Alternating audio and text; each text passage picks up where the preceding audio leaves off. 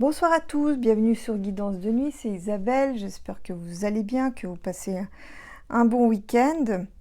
Donc, je voulais aussi vous remercier pour tous vos likes, vos pouces, vos abonnements. N'hésitez pas, parce que la dernière vidéo, je me suis fait bien shadowbanner parce que j'ai prononcé des noms interdits qui pourtant figurent sur les cartes géographiques terrestres. Mais voilà, on vit une époque formidable, faut le souligner, voilà. Donc voilà, si vous avez envie de mettre des pouces, ça ne vous retenez pas, l'algorithme adore ça. Ça contrebalancera un peu ma mésaventure et ça me fera toujours plaisir et chaud au cœur. Alors, donc ce message pour vous, hein, donc ça m'a été expressément dit, donc c'est de là-haut, hein, évidemment. Croyez en la rédemption. Donc ça, c'est aussi quelque chose, un mot qui me tourne à l'oreille depuis un bon moment et régulièrement. Donc, croyant en la rédemption, l'enfer et ses représentants sont une illusion qui se nourrit avant tout de vos peurs. C'est pour elle un mets de choix. Euh, donc là, on m'indique une période 2023-2026 jusqu'à 2030. C'est le grand tri voulu par le Très-Haut. Donc là, on est un peu comme dans une machine à laver, hein, c'est une moulinette. Donc un tri voulu par le Très-Haut pour séparer le bon grain de l'ivraie. Donc trier les bons, c'est un peu aussi pour tester notre volonté, notre détermination aussi. Donc ceux qui n'ont pas peur passeront. Ceux qui ont foi en leur capacité à y faire face, à traverser la tempête, arriveront à bon port. Ceux qui auront foi en la solidité de leur bateau arriveront à bon port. N'ayez plus peur, vous traverserez. Et c'est vrai que je me suis souvenue un peu quelque chose que j'avais eu une révélation quand je l'avais vu. C'était la séquence dans l'opéra de la flûte enchantée de Mozart. Alors oui, je suis au courant de ce qu'il y a derrière, mais c'est pas là le propos. En fait, ce qui m'avait marqué, c'est qu'à un moment donné, le couple, donc Pamino et Tamina, ou si c'est l'inverse, je me souviens plus exactement du nom des personnages, mais c'est un couple qui arrive dans la porte, donc qui doit traverser les enfers. Et donc ils sont sur le seuil, et d'ailleurs là j'ai des frissons d'un coup. Quand ils sont sur le seuil, bah, évidemment les démons qui sont dans les enfers essaient de les agripper, de les entraîner avec eux. Et donc Tamino a l'idée de sortir sa flûte et de leur faire de la musique, de leur jouer de la musique, puisque c'est son métier, hein. Donc là, donc il leur joue de la musique, et les démons se calment, retournent à leurs occupations, donc font des trucs de démons, retournent à leurs occupations, et ce qui fait que le jeune couple peut traverser les enfers sans souci. Alors c'est aussi quelque chose, un détail intéressant.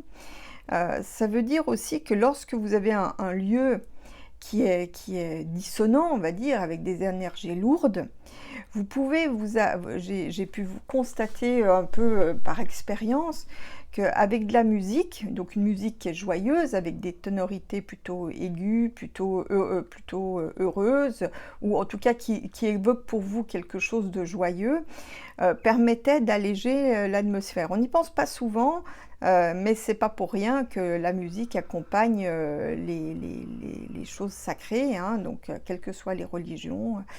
Ça a toujours été le cas, c'est pas pour rien, mais la musique joyeuse peut contribuer justement à alléger, puis évidemment si vous pouvez aussi rigoler, tout ce qui est joyeux permet de tenir un peu tout ceci en écart, parce que tout simplement les vibrations s'élèvent bah, pour eux ça devient plus compliqué d'y accéder, parce que finalement tout est une question de fréquence. Donc n'hésitez pas à mettre de la musique. Par exemple, j'ai aussi vu quelque chose qui suffit des fois de pas grand-chose pour se débarrasser de d'ondes négatives. En tout cas, pour la plupart des cas, ça devrait assez bien marcher.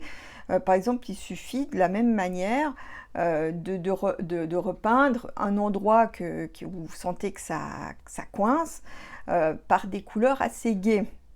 ne serait-ce que provisoirement, vous voyez, de manière à ce que là aussi les couleurs sont des fréquences, donc des fréquences joyeuses, lumineuses, eh bien ça contribuera à éloigner les ondes négatives. Bon, après, pour les cas très lourds, évidemment, ça ne suffira pas. Mais pour la grande majorité puis même pour vous, hein, même pour votre morale, votre confort, ou de remettre des couleurs joyeuses, sans pour autant qu'elles soient criardes ou agressives, vous permettra de créer une ambiance plus sympa. Et ça contribuera, je vous dis, alors vous pouvez aussi ajouter de la musique, de l'encens, enfin tout ce qui est joyeux permettra d'éloigner les ondes négatives et par là même vous créer une protection, voyez.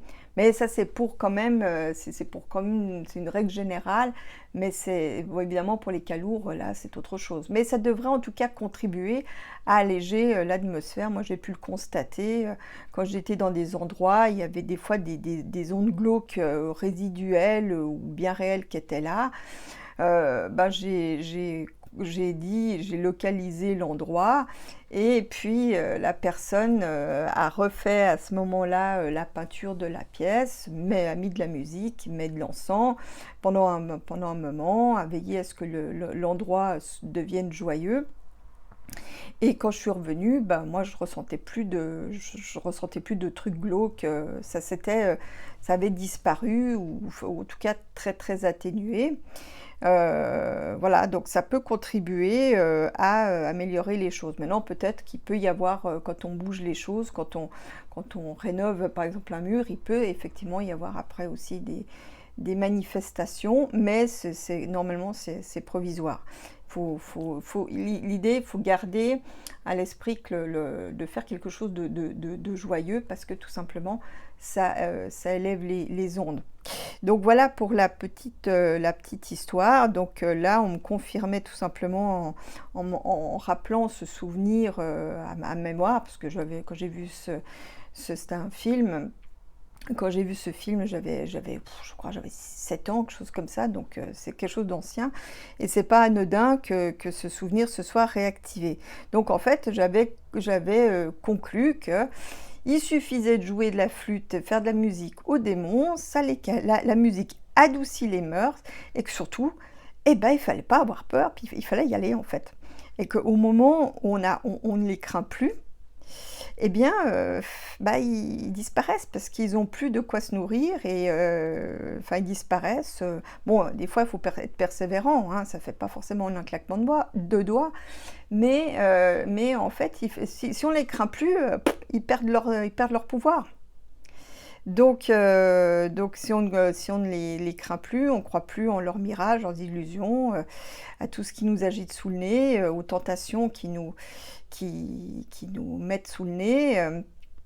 Et ben, si on n'a plus peur de tout ça, si ça nous tente plus, ben voilà, ils perdent leur pouvoir. Donc voilà, tout ça pour dire qu'il ne faut pas avoir peur, il faut avoir foi en sa capacité de traverser ce qui vient. Visiblement, c'est pour faire face un petit peu à le fait que ça va secouer. Nos ancêtres ont trouvé des solutions, ont trouvé un moyen de moyenner. Depuis tant que l'humanité vit des catastrophes, on a toujours trouvé un moyen d'y arriver. Et puis bon, bah, ceux qui n'y arriveront pas, bah, c'est comme ça que ça devait se passer, quelque part, vous voyez. Donc voilà, ne désespérez pas, ne vous prenez pas la tête et profitez de la vie, même s'il pleut. Voilà, c'est là-dessus que je vous laisse. J'espère que vous aurez aimé ce message. Je vous fais à tous des gros becs et à bientôt pour une nouvelle vidéo.